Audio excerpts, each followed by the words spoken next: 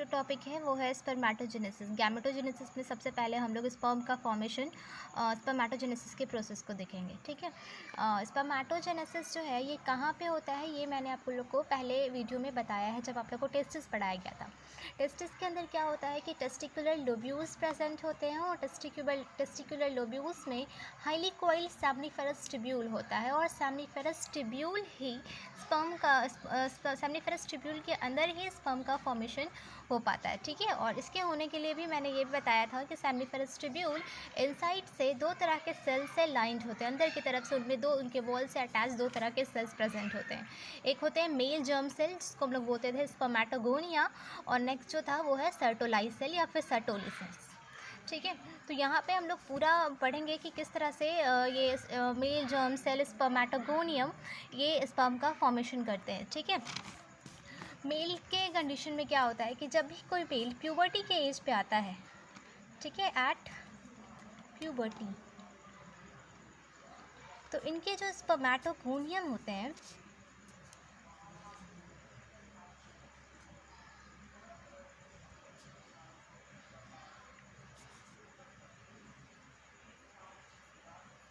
ठीक है, मेल का जो स्पर्मेटोगोनियम है, स्पर्मेटोगोनियम क्या है, मेल जर्म सेल है। जर्म सेल पहले तो हम लोग किसको बोलते हैं, ठीक है, इमैच्योर जर्म सेल होता है स्पर्मेटोगोनियम, इमैच्योर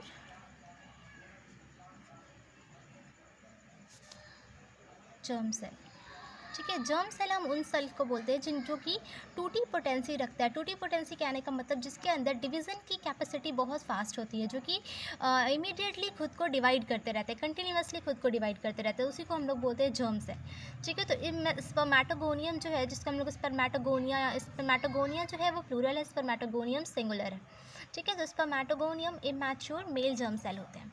इनके पास टूटी पोटेंसी होती है, तो फिर ये टूटी पोटेंसी के हेल्प से क्या होता है इनके अंदर कि ये माइटोसिस का फेनोमेना शो करते हैं, ठीक है, माइटोसिस करते हैं। और माइटोसिस में क्या होगा कि ये इक्वेशनल डिवीज़न है, तो इक्वेशनल डिवीज़न होने की वजह से ये माइटोसिस का प्रोसेस करके और खुद के जैसे ही स्पर्मेटोगोनियम का फॉर्मेशन करते रहते हैं, ठीक है। ये क्या करेंगे, माइटोसिस करते हैं और माइटोसिस करने के बाद ये खुद के जैसा ही स्पर्मेटोगोनिया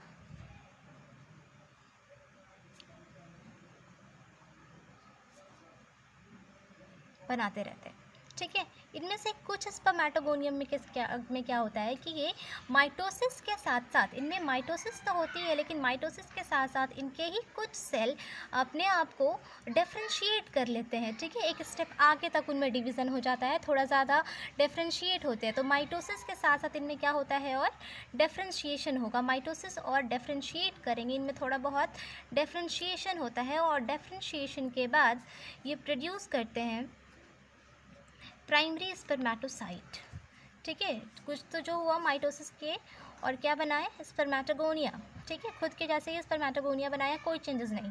और कुछ में क्या हुआ कि स्पर्मेटोगोनियम में माइटोसिस के साथ डिफ्रेंशिएशन हो गया, थोड़ा उनके स्ट्रक्चर में एडवांसमेंट हो गया, तो जिनमें डिफ्रेंशिएशन हो गया वो स्पर्मेटोगोनियम ने खुद को कन्वर्ट कर लिया प्राइमरी स्पर्मेटोसाइट्स में, ठीक है। उसके बाद आप लोग को यहाँ पे इसका क्रोमोसोम नंबर के बारे में बताते हैं, ठीक है। स्पर्मेटोगोनियम जो है ये जो है डिप्लॉइड होता है, ठीक है। तो इसके पास इसका क्रोमोसोम नंबर कितना होगा, 46, क्योंकि ह्यूमन का क्रोमोसोम नंबर कितना होता है, 46। तो ह्यूमन के हर सेल के पास 46 क्रोमोसोम होगा, तो स्पर्मेटोगोनियम भी 46 नंबर ऑफ क्रोमोसोम कंटेन करेगा।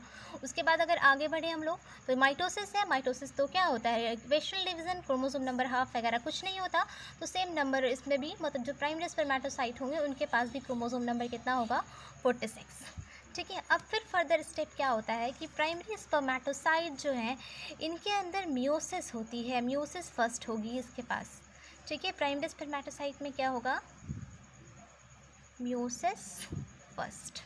और जब मियोसिस फर्स्ट होता है इसमें, तो ये प्राइमरी स्पर्मेटोसाइट कन्वर्ट होते हैं सेकेंडरी स्पर्मेटोसाइट्स में,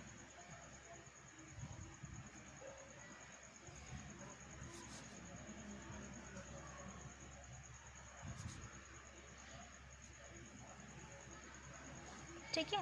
और ये जो है, जो सेकेंडरी स्पर्मेटोसाइट होता है, ये दो सेकेंडरी स्पर्मेटोसाइट का फॉर्मेशन होता है, मतलब एक प्राइमरी स्पर्मेटोसाइट दो सेकेंडरी स्पर्मेटोसाइट का फॉर्मेशन करते हैं आफ्टर मियोसिस फर्स्ट, ठीक है।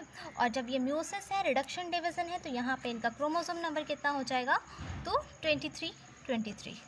ठीक है, दोनों के पास एक जो होगा उसके पास 23 नंबर ऑफ क्रोमोसोम होगा, दूसरा जो सेकेंडरी स्पर्मेटोसाइट होगा उसके पास भी 23 नंबर ऑफ क्रोमोसोम होगा।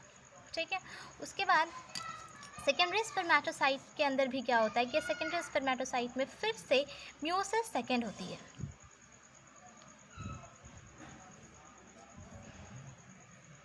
ठीक है, इसके पास क्या हुआ, इसमें म्यूसिस सेकेंड।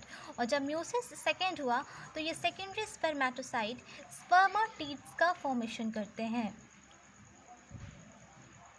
स्पर्मेटिड्स का फॉर्मेशन करते हैं। ठीक है, और स्पर्मेटिड्स का फॉर्मेशन हो रहा है, इट मीन्स ये जो 2 था फिर से म्यूसिस हुआ तो ये 4, ठीक है, 4 स्पर्मेटोसाइट, ये क्या होगा, ये 2 बना था।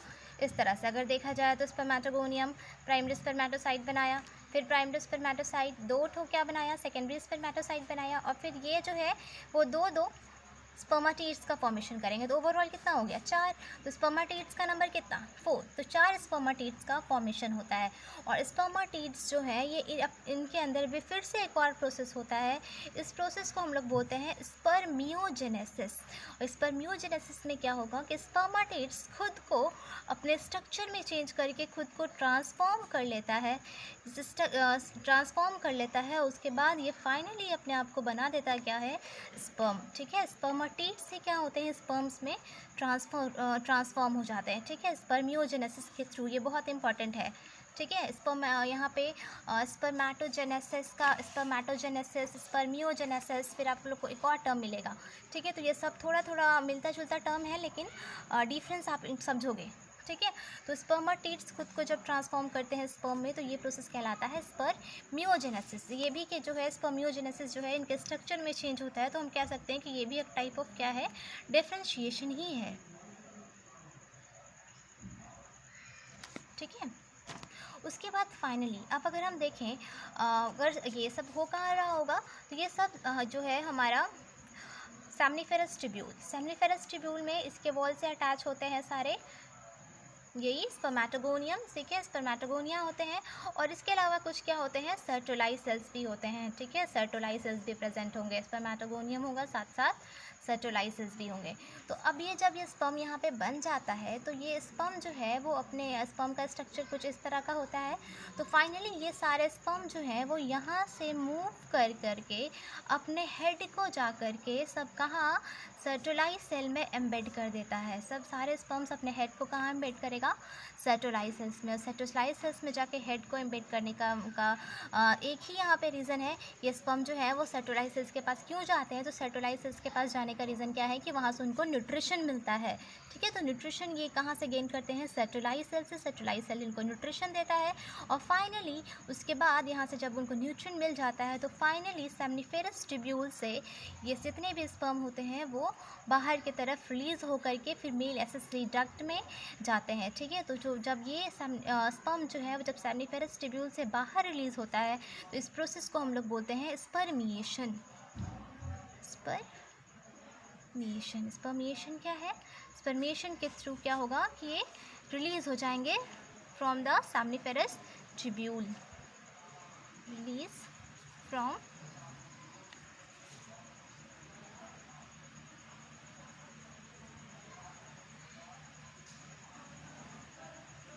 Seminiferous tubule.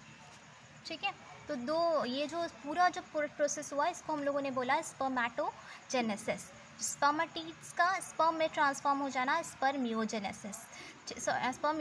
ठीक है, और फाइनली स्पर्म का सेमनीफेरस ट्यूब्यूल से बाहर डक्ट में रिलीज़ हो जाना स्पर्मिएशन। तो ये सारे टर्म्स को आप बिल्कुल अच्छे से याद रखोगे और होप ये प्रोसेस समझ में आया होगा। ठीक है, लेकिन सिर्फ इतना ही नहीं, इसके अलावा भी अगर हम देखें तो हमें स्पर्मेटोजेनेसिस के प्रोसेस में हार्मोन्स का बहुत इंपॉर्टेंट रोल है। तो इसमें हम लोग देखेंगे कि किस तरह से हार्मोन्स इन्वॉल्व होते हैं और ये स्पर्म के फॉर्मेशन में हेल्प करते हैं। ठीक है। अब यहाँ से एक चीज़ तो समझ में आ गया होगा कि हम बोलते हैं क्या है कि गैमेट्स जो होते हैं वो हमेशा हैप्लॉइड होते हैं। तो यहाँ पे तो जब मियोसिस हो गया, मियोसिस हो गया तो क्या हो गया, क्रोमोसोम नंबर हाफ हो गया। तो यहाँ तक के बाद जो भी मियोसिस हो गया तो ना क्रोमोसोम नंबर हाफ, तो स्पर्मेटिड्स के पास भी कितना होगा, हाफ नंबर ऑफ क्रोमोसोम। और स्पर्म जो होते हैं इनके पास भी क्या होता है, हाफ नंबर ऑफ क्रोमोसोम। इसीलिए हम कहते हैं कि गैमेट्स आर ऑलवेज हैप्लॉइड। ठीक है। तो यही था पूरा आप लोगों का स्पर्मेटोजेनेसिस का प्रोसेस। ठीक है। और इसका आप लोगों को रिटन नोट्स यहाँ पे पूरा का पूरा अवेलेबल है।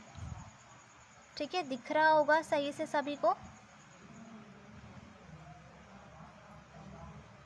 इसमें ये पूरा प्रोसेस लिखा हुआ है। और स्पर्मेटोजेनेसिस क्या होता है ये तो आप लोगों को पहले वीडियो में ही बताया गया था। जब इमैच्योर मेल जर्म सेल मतलब स्पर्मेटोगोनिया स्पर्म को प्रोड्यूस करता है, यही प्रोसेस हमारा स्पर्मेटोजेनेसिस। और इस पूरे प्रोसेस को यहाँ पे अच्छे से लिखा हुआ है, तो आप लोग नोट भी कर लोगे और इससे पहले आप लोग डायग्राम बना लोगे। ठीक है, होप समझ में आया होगा सभी को।